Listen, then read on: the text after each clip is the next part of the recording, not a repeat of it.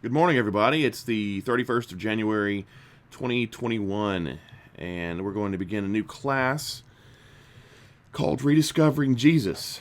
And it's going to be about kind of finding the authentic Jesus. And what I mean by that is, there's so many portraits of Christ in the media and in scholarship and in bad belief that I think it's important to kind of work our way through some of these things and find the biblical Jesus, because you have all these different kind of portraits that people like to paint, kind of like God. Same thing with God. You have all these different portraits of God that people paint, and he's this God of love who loves everyone, or he's this really terrible cosmic tyrant who just puts everyone under his boot heel and all that stuff. And so we're going to take a look um, at the biblical portrait of Jesus and show where some of our religious neighbors kind of go off the rails when they look at him. And of course, in understanding more about Christ, we understand more about salvation and some other issues that come up in the biblical text where especially where the work of Christ and our salvation come into play. I think as we're starting off, we're gonna look at just a general view of how Jesus is presented. And what happens is you have this kind of sensationalism that appears in the media, and religion can be a pretty boring thing. When you look at supermarket tabloids, religious publications aren't very juicy. And if you were to go to the religion section of places like the New York Post or the LA Times or, other um, papers that still have a religious section, or places that still have papers, they're going to cover more than just recent baptisms and church dedications, right? It's not what they're interested in. They're interested in the juicy stuff, right? They're interested in ecclesiastical scandals. They're interested in things that are supposedly gonna rock the foundations of the church, and that's not really very hard to find. And many times it's overplayed, because you'll have some discovery that's been made that will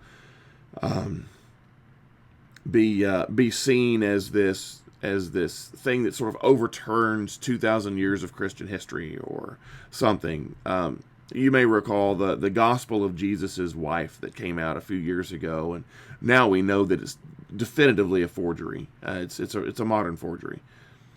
But when it first came out, it was supposedly this thing that was going to overturn our view of men and women, and women serving in the church and the church itself, and maybe even hurt the Roman Catholic Church. And there's all kinds of stuff. People just went bananas over what it was supposed to be doing. And of course, they didn't do any of that stuff because it's a forgery.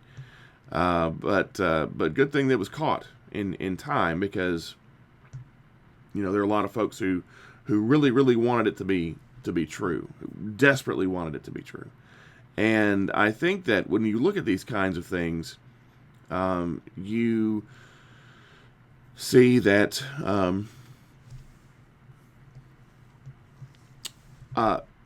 people almost seem to be looking for something that will change our view of the Bible, or change what the Bible teaches. Kind of like this false gospel that was forged. You look at the Jesus business, and you see a similar phenomenon there, where you see movies that are produced that are often very successful. And recently we've seen a number of movies like Noah, right? Noah, that came out a few years ago. I want to say 2016, maybe, is when that was. I wrote an article on my blog. There was a review of the movie, and it had the highest viewership of any article I've ever written. And it was it was honest and it was funny. People really liked it, and it got shared like almost 1,000 times, I think, which is phenomenal for my blog. Usually something that I write only gets shared like 20, 30 times. This got shared like almost 1,000 times, and I think had something like 6,000 people who read it, and it was crazy, but people really liked that movie. Now, it was really bad. It was a bad adaptation. Now, I liked the film, actually. I liked it as a movie in itself, right? Just as a movie. It told an interesting story. But as far as being anything that was an adaptation of the Bible, it was garbage.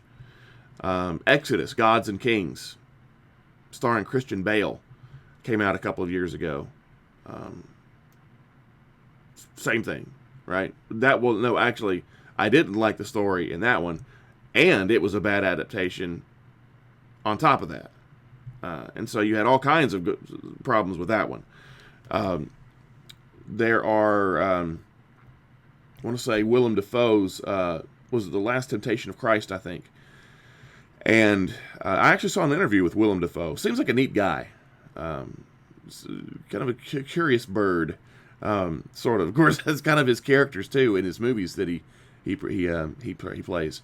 But he got a lot of flack for that because it was semi-biblical, but it portrayed Jesus as very much a flawed human being. In fact, I think at one point he even talks about his own sin. Of course, it's completely goes against the biblical portrait of Jesus being sinless. But he, in this interview that I was watching of him, he said he was walking down the street one day, and this guy that just happened to be sitting out on the street. He said, "You're in that movie, aren't you?" And Defoe said, "Well, yeah." And the guy said, I forget what he said exactly, but it was something to the effect of, "You've really got a lot of people mad at you," or something. And it literally took him aback because he seems to have had a religious upbringing. But in his words, he thought it was a beautiful story. Well, for Christians, it can't be beautiful if it controverts the Bible, right? And so you have that, and that's been kind of the of all movies, that's been kind of the poster child for a long time of movies that get the picture of Jesus wrong, and it did. Now, in your estimation, it may be a beautiful story. But again, in mine, it's something that you can't really claim beauty when it's contradicting what the Bible has to say. When it departs from its source material, that's just kind of one of my pet peeves. When you're dealing with movies and TV shows, dealing with historical figures, right? Well, the Jesus business, when you look at these kinds of movies and, of course, television shows, and, of course, in Christian bookstores, you've got merchandise, right? One of the things in the 90s and I guess maybe early 2000s was one of the big things was T-shirts, and they would always be modeled on something, kind of a parody, not really a parody, but drawn off of something else. And so, like I worked in a Christian bookstore, so we sold some of these things, and it took some cleverness to be able to come up with them, but ultimately it didn't quite work. Instead of Abercrombie and Fitch, there was a T-shirt that said "A breadcrumb and fish," and was a reference to the Jesus feeding the 5,000. Right? So, it takes some creativity to come up with something like that, but it didn't quite work, right? I remember just a couple of years ago, there was maybe 4 now. There was a movie that came out that was a Christian movie. Came out the exact same weekend as 50 Shades of Grey, which 50 Shades of Grey is a very poorly written, very strange sexual story of kind of deviant sexuality, and the sort of wholesome Christian story, it was okay. It was kind of well done and wasn't a bad movie, but it was one of those things where Christians are always trying to catch up, and so you've got two things going on here. You've got the really bad adaptations that are pushing some kind of false narrative or false view of Jesus, and then you got these Christian productions that are kind of like the answer to the secular stuff, and they're okay, but they're not fantastic, right? They're not gonna blow your socks off. Well, looking at Jesus, and everything that Jesus is and says and does, you see that the Jesus business is very good, right? And this is especially concerning truth, doctrine, and that kind of thing. And so, some recent production comes out that's critical of Jesus. Christians want to know what it's all about. They want to buy a book on it, and they want to read news or internet articles about it. And then you've got the other Christian answer to it.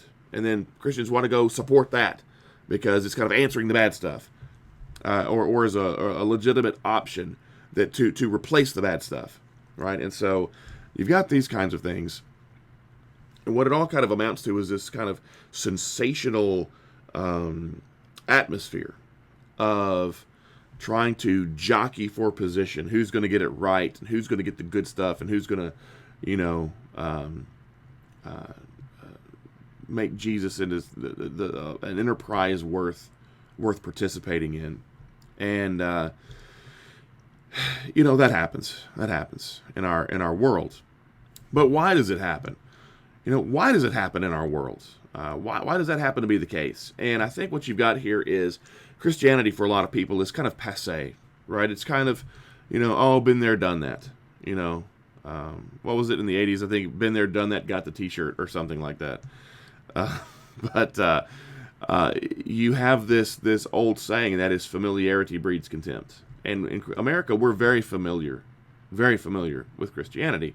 It's been part and parcel of Western civilization for almost 2,000 years, man. And so, ever since Christianity sort of overtook the Roman Empire in the 300s and 400s and began radically changing things, promoting science, changing archaic views of women and the outsider and all that. Now, were there things that were left to be desired? Yes, of course, right? Because Christianity is always working, having to counter what our culture does, what we do in this world. But it's something that we've had for a very long time. It's been working for a very long time. And we're so familiar with it in America that I think a lot of people believe that we need something new, right? It's kind of like this one person who was a friend of the wife of a buddy of mine. She was raised in the some kind of Christianity, some flavor or stripe, and she remarked one day. She just said, Christianity's had its day, and what we really need is a new savior. And my friend, who was very, very committed Christian, he and his wife both really kind of pushed back on that, rightfully so, because if you really look at the portrait of Jesus, he is a timeless figure who is able to help anyone, anywhere, at any time. There is nowhere that you can go that Jesus could not improve the lives of people wherever you went. Right? Doesn't matter the time, doesn't matter the place, doesn't matter the people. Jesus, if taken seriously, will improve everything that he touches.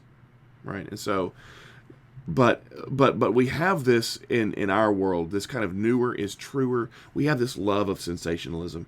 We love what's new. We love what's just around the corner. We speculate about it.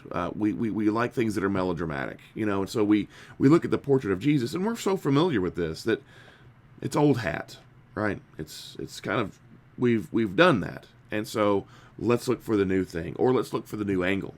Right, and that's something that happens in culture. It happens in scholarship quite a lot.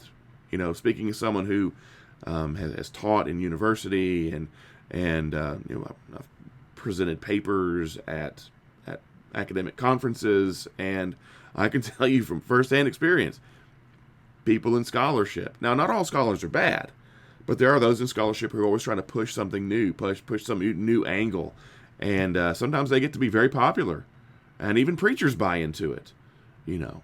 But overall, we don't really need a new Jesus. We just need to use the one that we've got. Hosea talks about, he says, my people are destroyed for lack of knowledge. And I think that spiritually speaking, that is very much the case in our world.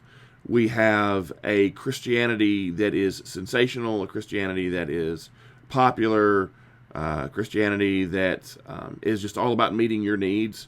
And the thing is, if you look at the Gospels, where do you see that in the Gospels? Where do you see a popular, where Jesus was really popular, right? Where do you see where Jesus just tripped over himself trying to meet people's needs, right? Where do you see a faith that's sensational, you know, in the Gospels or in the rest of the New Testament? You don't, right? You don't see that. You don't see the faith that grabs for the limelight, and that's because Jesus didn't do that. You know, Jesus was a popular teacher, but it wasn't because he was looking for popularity. It wasn't because he had his own TV show or had a gigantic worldwide ministry. He was just authentic. He was authentic with people. And of course, that's what he calls us to be as well. Things aren't always going to be awesome. They're not always going to be great. You know, you look at the various periods of church history. Acts chapter 4 is a good place. John 15, 18, and 19, where Jesus says, you know, you're going to be persecuted. You look at those times, and you know, again, Acts 4 is a good place to see that kind of in action of what Jesus says. You look at these moments and those unpleasantries that Christians have to navigate. That makes for some of the greatest periods of church growth, right? Because, and in one sense, you know, when you look at somebody and you really want to know who they are, look at them when they have power and look at them when they are in distress. That kind of gives you two very, very insightful glances into who they are. Who are they when they are in control and have power, and who are they when they have no control and they're in distress or under duress, right? That tells you who a person is, you know, that because those things can change someone. And the church, when it comes to the latter, the church thrives. Unfortunately, the church is also human, made up of people. And so when you see people in power, what do Christians in power do? They serve. What do pseudo-Christians, partially committed Christians, hypocritical Christians, self-serving Christians, which are all kind of oxymorons, right? Because you don't really have, there is no such thing as a genuine self-serving Christian. There's no such thing as a genuine hypocritical Christian. But what do you do when you see those people? They don't behave like Christ, right? They don't behave like Jesus. And so that helps you to ferret out who a real Christian is, because when a real Christian is in power, that Christian will serve. And when a Christian is under duress, that Christian will persevere.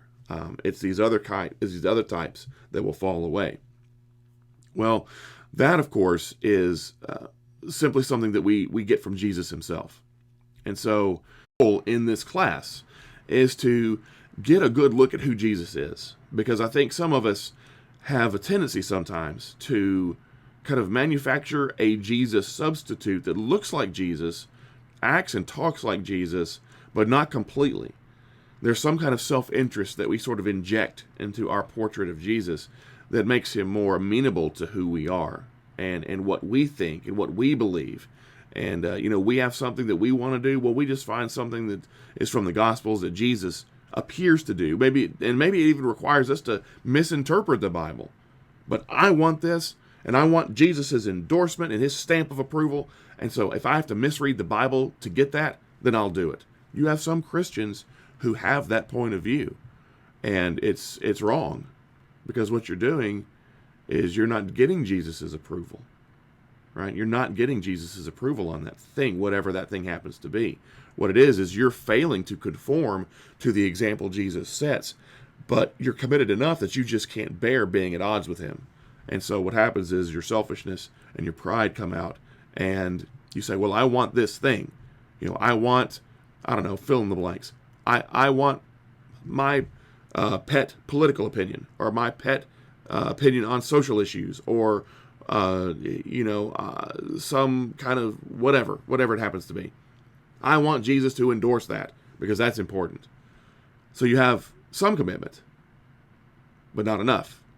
Because if we are genuinely and truly committed to Christ, we are going to take him as he is and let him shape us, and not be in a situation where I refuse to be shaped. I have this thing that I still want to hold on to, and instead I'm going to try to shape Jesus to fit me instead of vice versa, which is how the Bible describes how we should be. That should be our concern. Now, this gets to our question.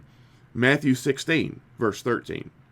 Who do people say the Son of Man is? Right. So Jesus is talking to his disciples. Who do people say the Son of Man is? And they run through all these answers. John the Baptist, Elijah, one of the prophets. And Jesus says, okay, that's great, but who do you say that I am? And that's where we get down to Peter's good confession. You're the Christ. And that kind of ultimately is going to be our theme verse moving forward here, because the question really is, who do you say Jesus is? Who is Jesus to you? Is he the Christ? Is he the sinless Son of God? Is he the captain of your soul? Is he the one to whose image you are trying to conform? Or is he something else? Is he just inspiration for you, but not an authority? Is he just a good example of what your faith should mostly look like? There's all kinds of things that we do with Jesus, and many of them, when we're not taking him at face value, when we're not taking him as he is and respecting his authority, what happens is we're looking at someone who just simply is an influencer, right? It's kind of like, if you have so many people who subscribe to your YouTube channel or your Instagram account or your Twitter account, you're called an influencer, right? You're someone who is prominent enough to influence people, even if you don't control their lives, right? You don't control them, but what you wear and how you say things and how you think and what you believe, those influence a large number of people. Jesus is more than an influencer, right? Jesus is more than just an influencer to influence how you think and believe and behave. He is someone who establishes our pattern of conduct. And so as we go forward, we're going to look at some of the ways in which people get this wrong. And of course, along the way, what we're going to do is look into the Bible and see what we should be doing that's right. All right. So everyone, will keep going next week with our look at what I'm calling Rediscovering Jesus. Kind of digging the real Jesus out from all of this garbage, all these garbage portraits that we have in our world. Digging him out of all of this stuff. And it's kind of like taking a diamond out of a bunch of coal, right? You go to a diamond mine, you have to mine tons and tons of coal to get that one gem. And that's what we're going to do. We're going to mine all this stuff and come out with that one picture of the biblical portrait of who Jesus is. So everyone, thanks so much. And we'll look forward to keep going with you next time.